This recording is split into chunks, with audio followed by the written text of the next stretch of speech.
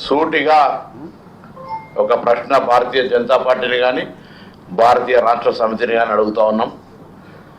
మీరు నిర్మించిన ప్రాజెక్టు నిర్మించే సందర్భంలో ఆనాటి గవర్నర్ గారి సందర్శన కానీ ఇతరుల యొక్క అన్ని నియోజకవర్గాల నుంచి బస్సులు పెట్టి తీసుకుపోయి చూపెట్టేటువంటి సందర్భాన్ని ఒకసారి జ్ఞాపకం చేస్తున్నాం. ఇది కేసీఆర్ బ్రెయిన్ చైల్డ్ రీ ఇంజనీర్ కూర్చొని దానికి సంబంధించినటువంటి ఏ కారు ఎక్కడ కట్టాలి, చరిత్రలో ఇంత సిమెంట్ వర్క్ అంటే దాని కాంక్రీట్ వర్క్ అయినా జరగలే అని అనేక సందర్భాల్లో బీబీసీలో కూడా స్టోరీలు ఫైల్ చేసుకున్నటువంటి మీరు చెడైతే మాత్రం మాకు సంబంధం లేదనేటువంటి విధంగా వ్యవహరిస్తూ ఉన్నారు. ఈరోజు ప్రాజెక్టుకు సంబంధించిన నిర్మాణం కుంగడం మీ హయాంలోనే 2023లో జరిగిపోయినాయి.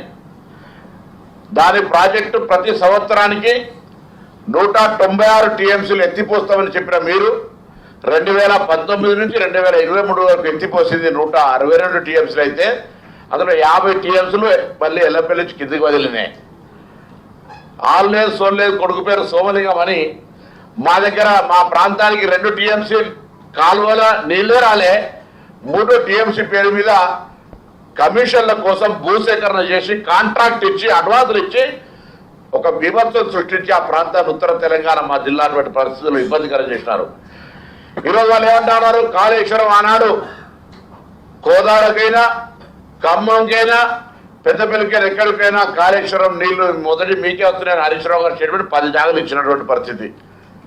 కాళేశ్వరం కుంగిపోయిన తర్వాత 2023లో 2023 సంవత్సరం 23-24 సంవత్సరానికి వేసినటువంటి పంట ఎంత, ఇరిగేటెడ్ ఏరియా ఎంత, ఉత్పత్తి వచ్చిందంతో ఒకసారి లెక్క వేసుకొని చూడమని చెప్తా ఉన్నాం. ఇలా మేము ఎందుకు మాట్లాడుతూ ఉన్నామంటే ఈ యొక్క ప్రాజెక్టు వలన ఇప్పుడు నడుస్తున్నటువంటి ప్రభుత్వం మీద ఆర్థిక భారం ఎంత పడుతూ ఉందో తెలంగాణ ప్రజలు గమనించాల్సిన అవసరం ఉన్నది. అవస్థల గురించి తెలుసుకోవాల్సిన అవసరం ఉంది.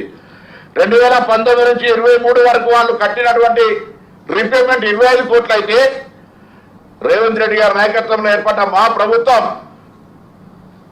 మొదటి సంవత్సరం 14 కోట్లు 14,000 కోట్లు, రెండవ సంవత్సరం 34,000 కోట్లు పేమెంట్ చేసి ఈరోజు ఇప్పటికే దాదాపు 73,000 కోట్ల పేమెంట్ జరగడానికి ఈరోజు ఈ ప్రభుత్వం ఆర్థిక భారం మోస్తా ఉంది. ఆనాడు Bharatiya Janata party ATM Kaleshwaram ATM అన్నారు. కాంగ్రెస్ పార్టీ కుమ్ముకైతే సిబిఐ ఎందుకు డిమాండ్ చేస్తారు, ఎంక్వైరీ ఎత్తలేరన్నారు.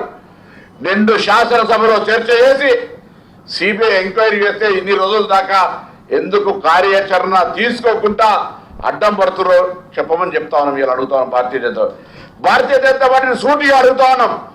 తెలంగాణ రాష్ట్ర ప్రభుత్వం ఈ కాళేశ్వర ప్రాజెక్టుకు సంబంధించిన అంశం మీద సిబిఐ విచారణకు మేము తీర్మానం చేసి రాష్ట్ర ప్రభుత్వం నుంచి లేఖ రాసినాం.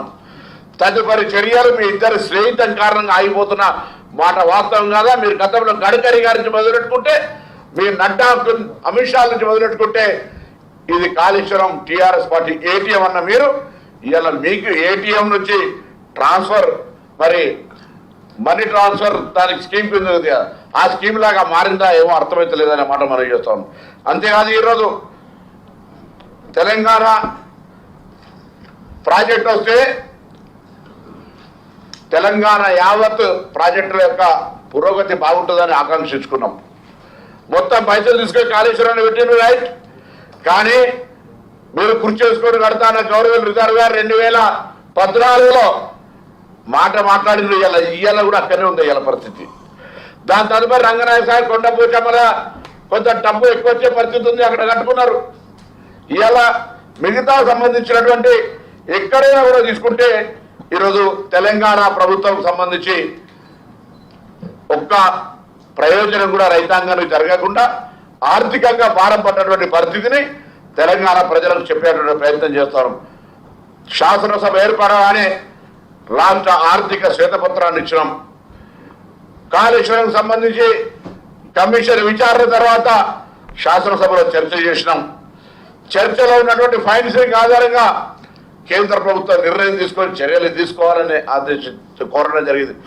ఇంత పారదర్శకంగా తెలంగాణ ప్రభుత్వం ప్రాజెక్టుల నిర్మాణం, రాష్ట్ర ఆర్థిక పరిస్థితి అన్ని కూడా ఒక వ్యవహారికంగా నడుపుకుంటూ ఇప్పుడు కొత్త ప్రాజెక్టులు మిగిలిపోయినటువంటి ప్రాజెక్టులను ముందుకు తీసుకుపోయే దశ లోపల ఇంతకుముందు శ్రీనివాస్ రెడ్డి గారు చెప్పినట్టుగా తెలంగాణ సమాజం మీదనే, అంటే ప్రభుత్వం అంటే సమాజం విషం జమ్ముతూ తెలంగాణ ప్రయోజనాలకు వ్యతిరేకంగా మేమే తెలంగాణ ఛాంపియన్ అని చెప్పుకునే వాళ్ళు వ్యక్తిగత ప్రయోజనాలకు మాత్రమే పరిమితమై, రాజకీయ ప్రయోజనాలకు మాత్రమే పరిమితమై, రాజకీయ కక్ష సాధింపుగా ఈరోజు ఈ ప్రభుత్వాన్ని బదనాం చేసే ప్రయత్నం చేస్తా ఉన్నారు.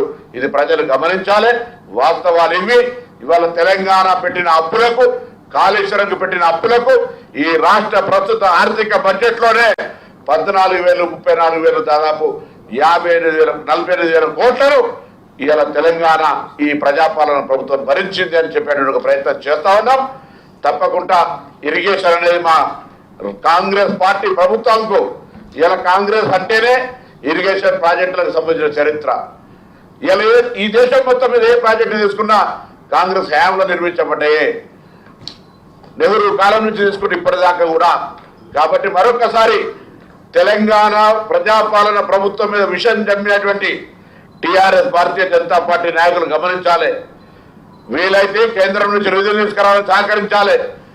కలిసి తెలంగాణ ప్రజలకు న్యాయం జరగడానికి కొరకు ఏదైనా సూచన చేయాలి. కానీ అవేం చేయకుండా ఈ విధంగా విషం చిమ్మేటువంటి ప్రయత్నాన్ని మానుకోవాలి.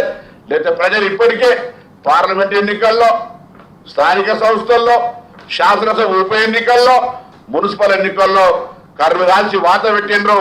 రాబోయే పరిస్థితుల్లో ఇటువంటి రాజకీయమైనటువంటి దుర్బుద్ధితో చేసే వ్యవహారాల పట్ల ప్రజలు ఆలోచన చేసి మిమ్మల్ని అంతా భూస్థాపితం చేసే పరిస్థితి వస్తుంది.